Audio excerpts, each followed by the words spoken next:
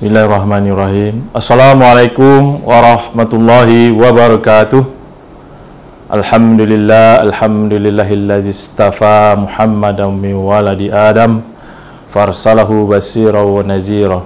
Asyhadu an la ilaha illallah wahdahu la syarikalah wa asyhadu anna Muhammadan abduhu wa rasuluh sallallahu alaihi wasallam la nabiyya ba'da amma ba'du.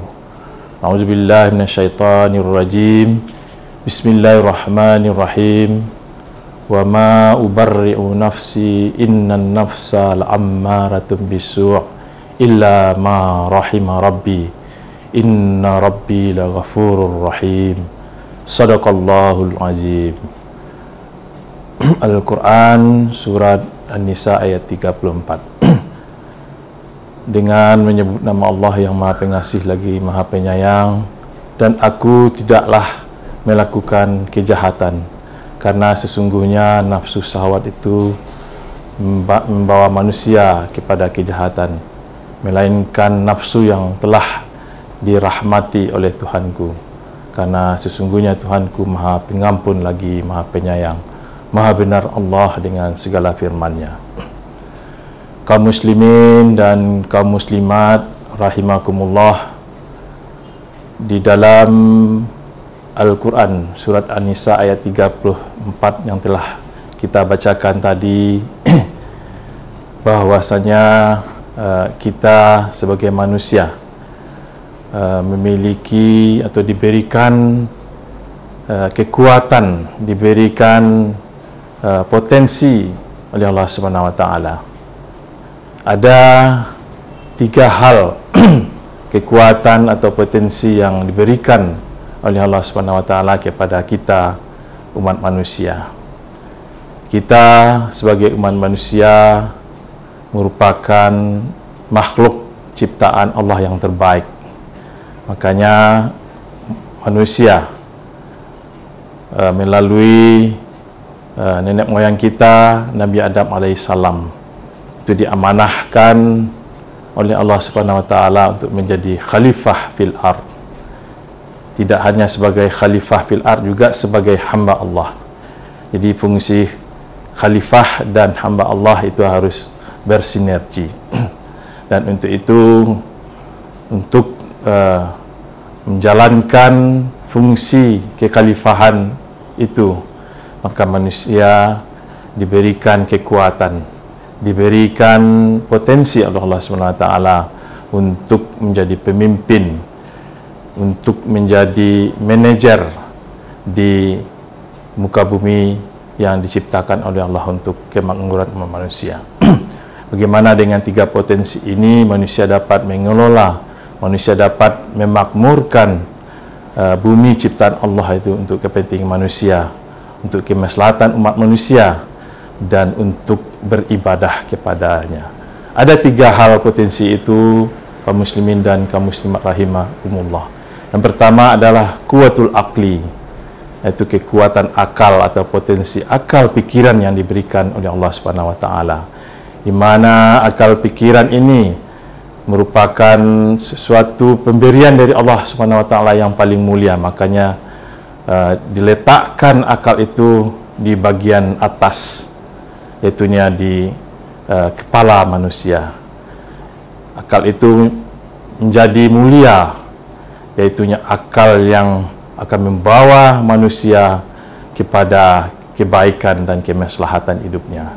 Sehingganya kita sebagai manusia diberikan ilmu pengetahuan, diberikan teknologi, bagaimana pemikiran kita dapat digunakan untuk memakmurkan bumi Allah ini, untuk mengabdi kepada Allah Subhanahu wa taala. Sehingganya dengan akal atau pikiran atau rasio yang diberikan oleh Allah kepada kita sebagai manusia dapat kita maksimalkan, kita gunakan sebaik-baiknya untuk kemaslahatan dan kepentingan umat manusia di muka bumi ini. Kemudian yang kedua, kaum muslimin dan kaum muslimat rahimakumullah, potensi yang juga diberikan oleh Allah Subhanahu wa taala kepada kita umat manusia, yaitunya potensi qalbi atau hati, kita diberikan kekuatan hati atau jiwa, di mana jiwa atau hati kita ini merupakan pilot dari tubuh kita yang akan mengendalikan tubuh kita, mengendalikan diri kita untuk senantiasa kembali kepada fitrah kita, di mana hati atau jiwa yang fitrah yang suci inilah yang akan membawa kehidupan kita kepada kebaikan untuk duniawi dan ukhrawi. Artinya kita sebagai manusia maka diberikan hati atau kalbu ini untuk mengembalikan hal-hal yang menjadi problema dalam kehidupan itu, untuk bertanya kepada hati nurani kita, dan ini merupakan juga jalan yang terbaik yang diberikan oleh Allah Subhanahu wa taala. Kemudian yang ketiga, potensi yang diberikan oleh Allah Subhanahu wa taala kepada kita adalah potensi nafsu atau syahwat. Di mana tentunya nafsu yang telah diberikan Allah Subhanahu wa taala ini dapat juga kita kendalikan, bukan dibunuh tapi dikendalikan, sehingga nafsu yang sudah terkendali ini dapat membawa kebaikan bagi umat manusia.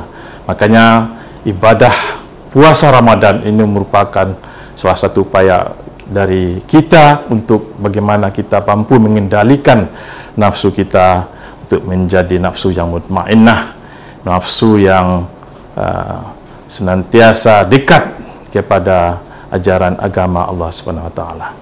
Inilah tiga hal yang dapat kami sampaikan yang menjadi kekuatan kita sebagai manusia untuk dapat kita amalkan dan kita terapkan dalam kehidupan kita sehari-hari. Yang pertama adalah kekuatan akal, kedua adalah kekuatan kalbu atau hati, dan ketiga adalah kekuatan nafsu dari diri manusia. Demikian yang dapat kami sampaikan dalam kultum kali ini, mudah-mudahan memberikan manfaat kepada kita bersama. Wabillahi taufik wal hidayah. Wassalamualaikum warahmatullahi wabarakatuh.